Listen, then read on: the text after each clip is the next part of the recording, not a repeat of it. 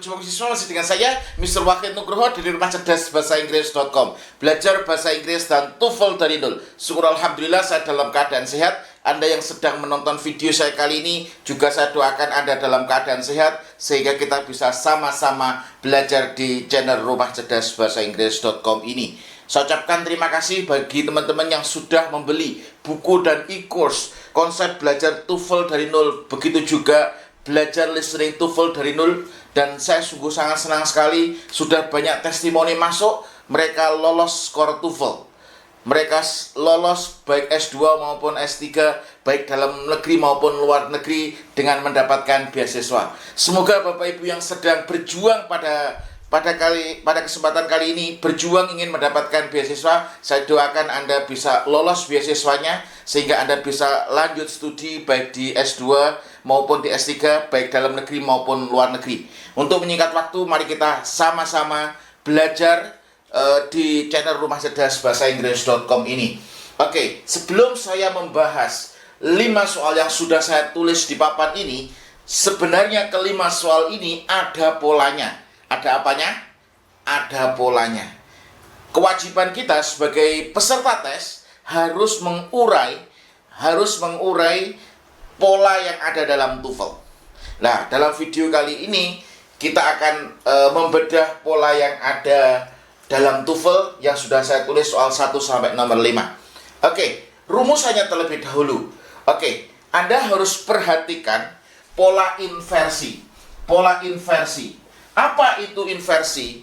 Inversi itu adalah pola pembalikan, di mana verbnya itu lebih dulu daripada subjek.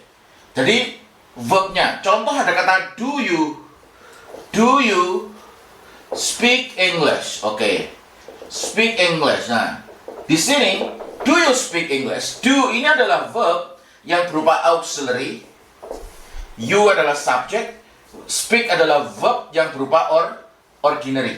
Artinya di sini apabila verbnya mendahului subjek, ini disebut dengan proses yang disebut dengan inversi. Salah satu fungsi dari inversi adalah untuk membentuk kalimat tanya. Untuk membentuk apa? Kalimat tanya. Tapi tidak hanya kalimat tanya saja. Anda harus tahu bahwasanya inversi itu juga digunakan dalam pola yang lain. Oke. Perhatikan pola inversi atau pembalikan.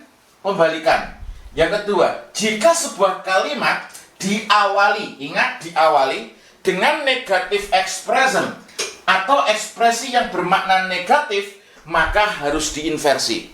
Maka harus diinversi. Lah, Anda harus tahu bahwasanya apabila diawali dengan negative expression atau sesuatu yang bermakna negatif, nah ini ekspresi yang bermakna negatif, maka harus diinversi. Contoh ya, kita langsung masuk ke soal ya. Ada kata nowhere. Lah, di sini ada kata nowhere. Ketika ada negative expression di awal kalimat, itu harus diinversi. Caranya bagaimana? Cara cepatnya gini. Ketika ada negative expression, cari yang verbnya lebih dulu daripada subjek. Yang mana? Jelas kita tahu jawabannya adalah yang C. Are ini adalah verb yang berupa auxiliary. Retail trade, perdagangan retail, ini adalah subjeknya. Figures ini adalah retail trade figures, ini adalah subjeknya. More skewed than. Intinya adalah di sini cara cepatnya adalah ketika ada negative expression itu harus diinversi. Yang diinversi yang mana? Jelas are-nya, yang verbnya berada di depan. Are retail trade figures more skewed than the auto industry. Cara cepatnya gitu. Terus yang kedua, rarely. Lah, kata rarely itu adalah jarang. Anda harus tahu bahwasanya tidak hanya nowhere, rarely. Nah, Anda harus tahu ada beberapa kata ya. Ada beberapa kata yang masuk dalam pola inversi yang bermakna negatif. Nah, Anda bisa buka di chapter 27 atau bab 27. Di situ ada berapa? 15. Sebentar ya. Di situ ada ada 15 macam bentuk inversi. Yang kita bahas adalah apabila negative expression berada di depan. Yang lain ada 15. Anda bisa buka di chapter 27. Nah, di situ ada ketika ada satu nowhere, ada rarely, not until. Nah, not until ada not negative expression. Di situ ada hardly. Hardly itu bukan dengan keras. Hardly itu artinya apa? Hardly itu artinya hampir tidak, ya. Ada seldom. Di situ ada rarely. Apabila di awal kalimat maka harus diinversi. Ada never, hardly, seldom, rarely, barely, scarcely, not only, at no time, nowhere. Lah, di situ contoh-contoh untuk negative expression. Lah, nomor 2 juga sama. Di sini ada rarely, artinya jarang-jarang berada di depan. Cari yang diinversi. Yang diinversi yang mana, Sir? Jelas kita bisa langsung nebak. Jawabannya adalah yang D. Rarely are the observatories located near city light or at lower elevations. Nah, cari yang inversi langsung. Ada not until. Di sini ada negative expression berada di depan. Cari yang inversi. Oke, yang inversi yang mana? Wah, jelas jawabannya adalah yang C. Kita harus tahu ada not until, berarti langsung diinversi. Kemudian ada rarely lagi. Nah, rarely lagi dia berada di depan. Maka yang salah yang mana? Yang A yang salah. Harusnya bagaimana? Das-nya harus ditaruh di depannya subjek. Subjeknya my father. Das-nya harusnya rarely does my father ask what my friends usually do on holiday.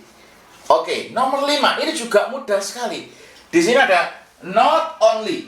Di sini ada not only, negative expression berada di depan, maka harus diinversi. Yang diinversi yang mana, Sir? Ternyata yang diinversi adalah yang B sama yang D, ya toh? Ini does a nuclear bidirector, ini adalah subjeknya. Di sini ada is, ini juga is, verbnya berada di depan, verb yang berupa auxiliary berada di depan, maka diinversi. Subjeknya nuclear bidirector, ini adalah subjeknya. Lah, yang Anda harus lihat di sini verbnya. Verbnya adalah generate, ini verbnya, verb ordinary-nya. Lah, generate nggak mungkin pakai is. Berarti jawabannya adalah yang B. Tapi kalau di sini generating, nah, bukan generate tapi generating, jawabannya adalah yang D. Ini di sini tensesnya harus juga tepat, ya. Di sini tensesnya juga harus tepat. Intinya adalah sebelum saya tutup, apabila negative expression berada di depan, maka harus diinversi. Di sini ada nowhere, negative expression berada di depan, maka harus diinversi. Ada rarely, artinya jarang-jarang, negative expression berada di depan, harus diinversi. Not until adalah negative expression berada di depan, harus diinversi. Ada rarely, harusnya does my father. Not only, karena di sini generate, makanya does a nuclear bidirector. Jawabannya adalah yang B. Semoga video ini bisa membantu Anda untuk menguasai pola-pola yang ada di dalam TOEFL. Saya akan ajarkan, kalau Anda pengen belajar langsung dengan saya, Anda bisa belajar di kelas karantina. Di kelas karantina, saya akan mengajarkan cara cepat untuk mengerjakan soal TOEFL. Sekian video ini, semoga bermanfaat. Terima kasih.